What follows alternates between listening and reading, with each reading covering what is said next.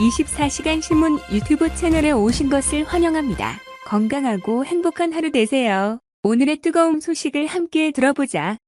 갈수록 심해지는 북한의 핵위협. 북한 기술력은 이제 미국 본토까지 위협할 정도로 과거와는 달리 몰라볼 정도로 발전했는데요. 러시아와 중국을 비롯 각종 위협에 노출된 미국 입장에서는 북한까지 고려하기에 벅찬 상황.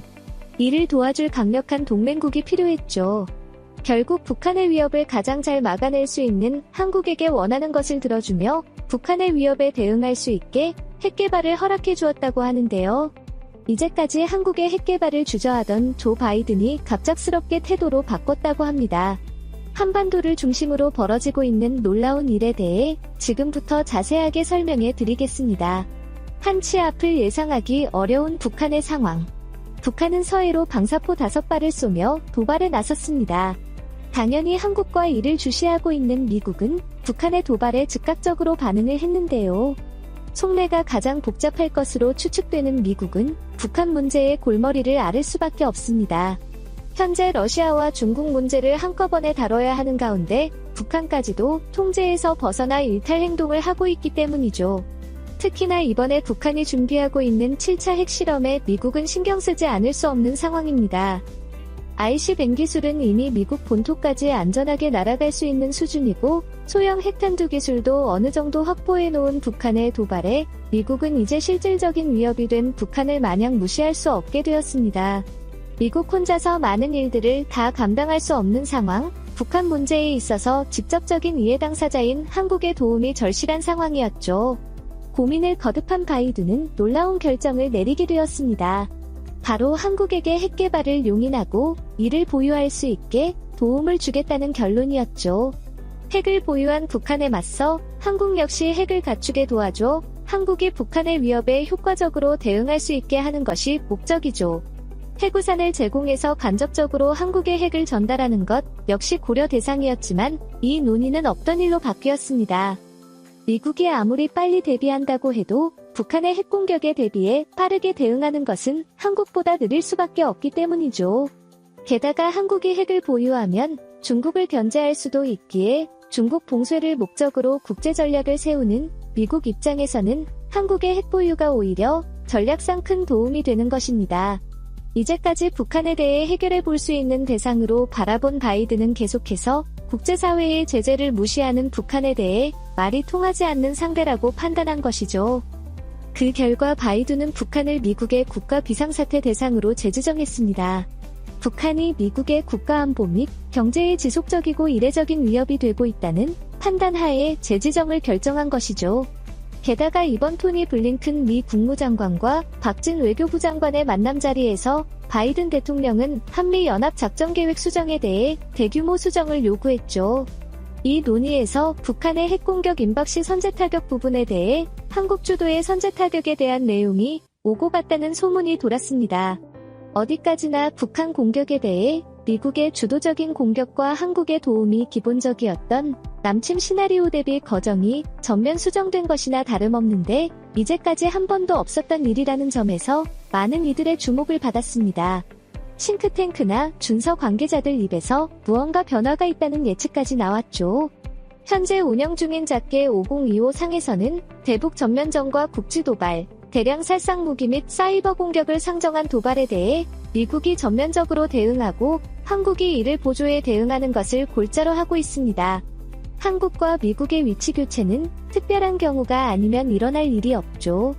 자세한 사항은 정확하게 밝혀지지 않았으나 한국이 핵 개발이 진행해 핵을 보유하고 이를 토대로 적극적인 북한 도발에 대응하는 것을 골자로 한 작게 수정이 이루어지는 것이라는 분석이 나온 곳입니다. 올해 3월 조 바이든 대통령의 공약이었던 핵단일 목적 사용 조항이 폐기된 것 역시 한국 핵 개발과 사용에 초점을 두고 수정한 것이 아니냐는 분석이 나왔죠. 핵단일 목적 사용이란 선제적으로 핵을 사용하지 않고 어디까지나 핵 공격을 받았을 경우 이에 대응해서 핵을 사용할 수 있다는 것을 취지로 한 공약이었습니다. 그러나 국제관계가 급격하게 경색되면서 이런 조항의 의미가 없어지자 공약을 폐기한 것으로 알려졌는데요. 사실은 한국 때문이라는 분석이 나온 것이죠. 미국의 변화에 발맞춰 세계 각국 역시 한국의 핵 보유에 찬성으로 돌아서며 한국이 북한의 핵 발사에 끌리지 않고 강하게 맞대응하길 바랬습니다. 유엔 역시 북한의 도발에 강경 대응하겠다고 나서며 적극적인 대책 마련에 들어간 상황. 이를 막을 방법으로 한국의 핵 개발이 유력한 방안으로 떠오르며 유엔 총회에서 한국 핵 개발 관련해 찬반 의견을 물었다고 하는데요. 일본을 제외한 국가들 전부가 한국 핵 개발에 찬동 의견을 보였습니다. 대표적으로 유럽연합은 한국의 핵 보유에 적극 찬성하는 입장을 보였죠. 올해 북대서양 조약기구 정상회담에 참석하는 윤 대통령과 발맞춰 유럽연합 역시 한국의 핵 보유 지지에 공식적인 찬동 의사를 보일 전망인데요. 2006년 글로벌 파트너 국가로 자리매김한 한국은 최근 나토 사이버 방위센터 정회원에 가입하면서 나토 내에서 중요한 위치를 점하는 국가로 발돋움했습니다. 특히 이번 우크라이나 러시아 전쟁에서 주요 무기 수출을 담당하는 국가로 이외에 속한 국가들의 러브콜을 받았는데요. 한국에게 있어 수건 사업인 핵 개발이 미국의 용인하에 이뤄질 수 있다는 소식에 미국의 주요 동맹국인 유럽연합이 이를 반대할 이유가 없는 상황. 게다가 한국의 무기 수입을 원하는 유럽연합 국가들 입장에서 한국의 비위를 거스를 명분도 없는 입장이죠. 어디까지나 북한의 핵무기 개발과 도발이 더 위협적인 가운데 한국의 핵 개발을 통해 이를 방어해낼 수 있다면 유럽 입장에서도 걱정을 덜 수 있는 일, 오히려 핵 개발에 필요한 기술 지원에 대한 이야기까지 나오며 한국을 도와주겠다고 나선 유럽 국가들이 등장했다고 하죠. 중국 역시 뜻밖에도 한국의 핵 개발에 지지를 드러냈습니다.